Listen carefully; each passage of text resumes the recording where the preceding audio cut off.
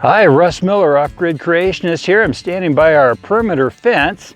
It's a little over 5 feet tall with the barbed wire and all on it, and it's good at keeping white-tailed deer and mule deer and other critters out.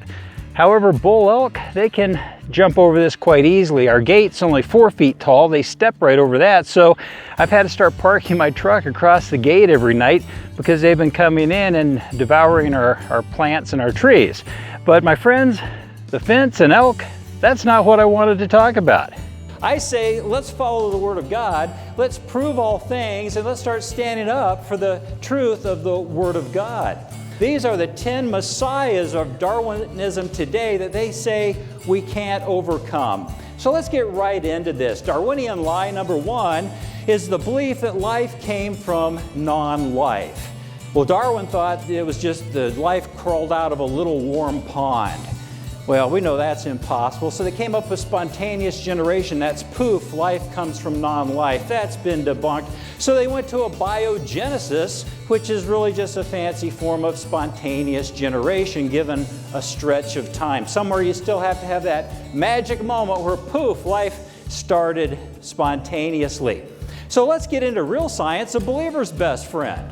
In real science, we have the law of biogenesis, which says that life only comes from life. You can't have non-living matter produce life. It's a scientific principle of real science, a believer's best friend. So textbooks are going to try to get kids to believe, well, somehow scientists in labs have been able to get non-life to produce living matter. But if you look at these experiments closely, what you'll find is they've never come anywhere near to creating life in a lab. They've been able to come up with some non-living chemical compounds that are found in life, and then they announce we've created life in the lab. No, they've never come anywhere near creating life in a lab. It'd be like us creating calcium, and since calcium's found in people, saying we've created a human being.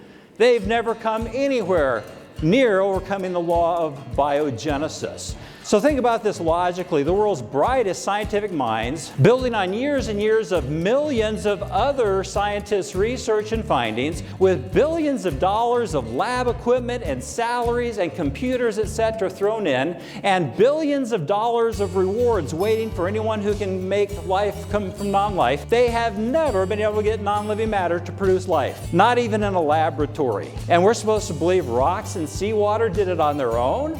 Oh, but not today, when you can test, study, and observe it in real science. So long ago and far away. That's a religious belief that flies in the face of real science. So I speak on college campuses from time to time, and I spoke at one college enough to where it made such an impact. It was on the front page of their newspaper for 4 weeks in a row, and one biology teacher quit her job, became a Christian. She now teaches in a Christian school. So they actually started an accredited class attacking me personally in biblical creation. Is their position really that weak? Oh yeah, absolutely. They've got nothing.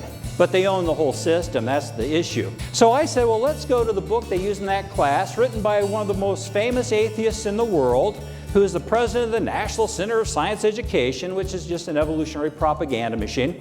And let's see how the new college books explain the start of life without God. And on page 26, it reads, the origin of life was a continuum of events of biogenesis with a lot of iffy stuff in the middle. Yeah, don't take my word for it. Google it. Page 26.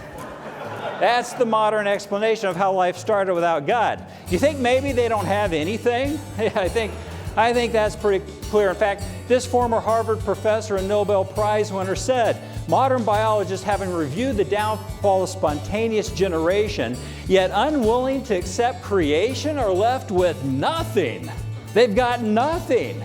Well, they have the iffy stuff. Beware of man's philosophies. And there are only two viable philosophies out there on our origin. Either God created the world just like He tells us He did, or the world evolved on its own without God, as we teach in our public schools, colleges, media, national parks, museums, etc., because they are all owned by the humanists. Well, I live in Arizona. In Sedona, they do have that group that says, well, maybe we're not here at all. Maybe we just think we're here.